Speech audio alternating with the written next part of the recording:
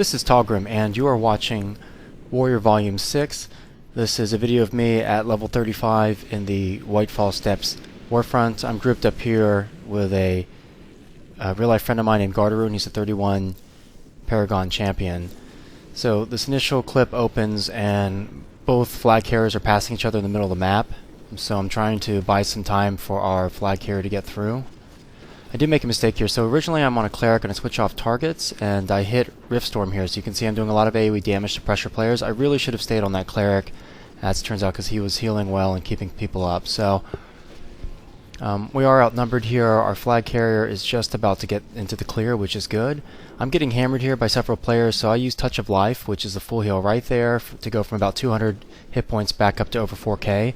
And it's worth saying that I am an armor smith and a rune crafter, so I have some crafted gear on, and I make use of runes on whichever slots I can stack them on, and I am stacking as much endurance as I can. The main reason for this is, as I've talked about in other videos, Riftblade damage does not really scale meaningfully with gear or with weapon. So, given that, I go ahead and stack endurance for the extra HP, and that benefits me because as a Paladin, I get buffs that increase the amount of hit points, passive buffs.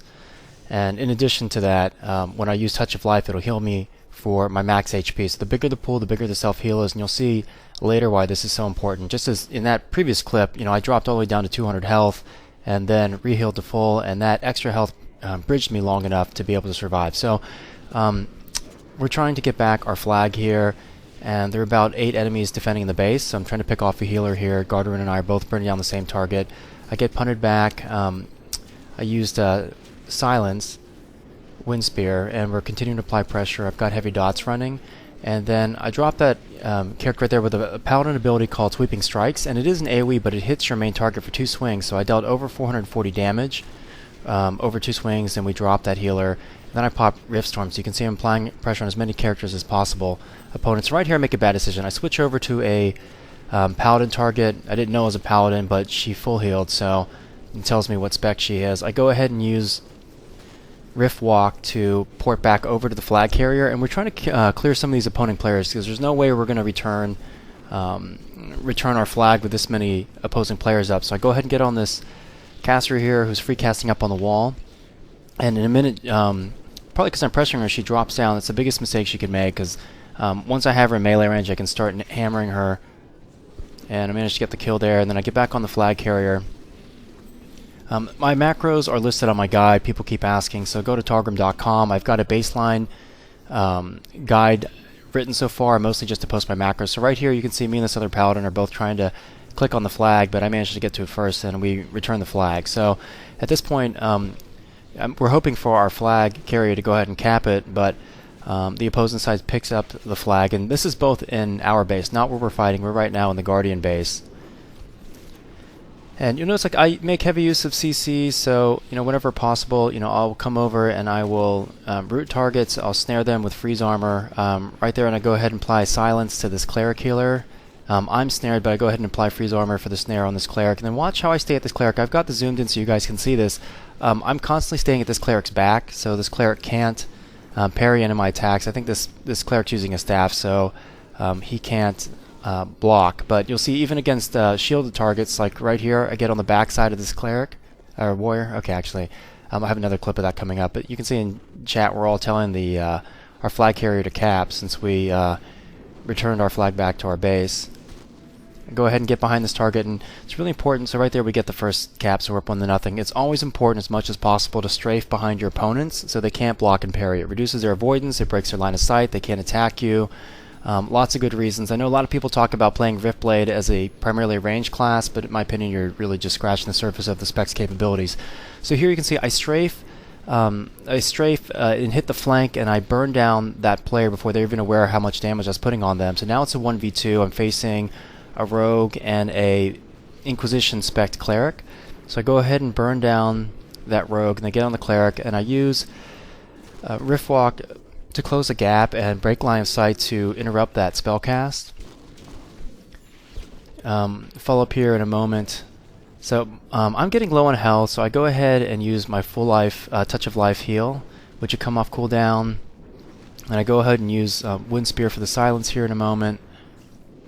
So the target's silenced, I can put him in a big heal deficit, continue to apply pressure, put a dot up on him, and then that's it, he's gone. So, as I said, people, a lot of people say, oh, you can just play Riftblade as a ranged DPS class. If you do that, you can't line of sight strafe your targets.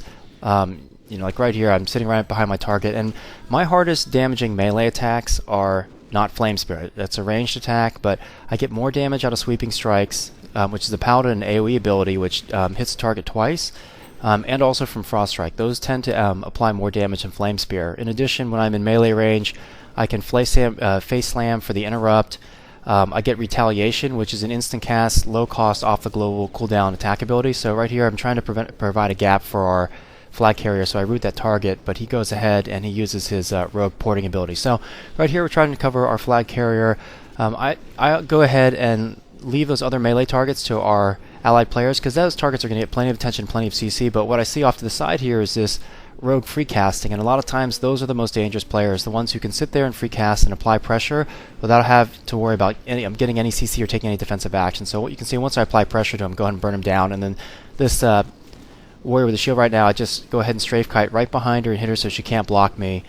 So I'm constantly making use of positioning. It's really the biggest differentiator, in my opinion, between players, is how well they can do this. So I come behind here, interrupt this healer with a Wind Spear. One thing to know about our Wind Spear, our Silence, and our Light's Hammer, if you're a Paladin ability, which is a stun, they both have a travel time. So if your opponent is about to get the cast off, they may finish it before you get to them. So I go ahead and finish off the player. I got a crit for 471 from Rift Strike.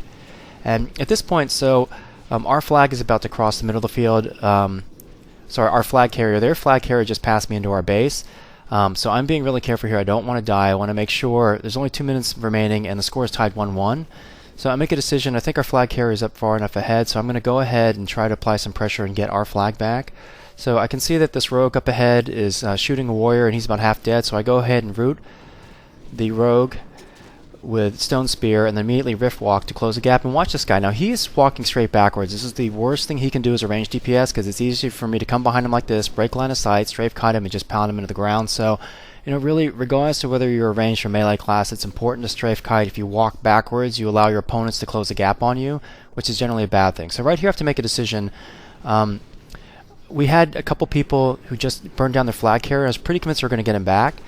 Get our flag back, which they do. So I go ahead and ride out, catch up to our flag carrier, and then play rear guard. So there's about a minute left in this fight, and I know as long as I can stop, slow down, snare, harass any characters coming by, they won't be able to get to our flag carrier. If they can get to our flag carrier, they can basically slow him down, crowd control him, and possibly prevent us from winning the match. So right here I come over and I stun this rogue. Now look at this rogue was at full health when I engaged her, and I was at very, very low health. And right there my friend Gaardarun, he got a heady cap.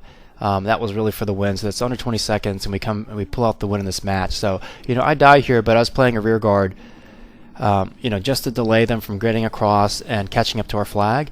I was looking for a good match to record, and this happened to be a very close match. We just won the last 20 seconds. I led the battleground with 28 killing blows and tops and damage for over 106,000. So, as I've said before, this is a very functional spec. It's not very popular, but I think it rocks, in my opinion, if it's played right. Take care.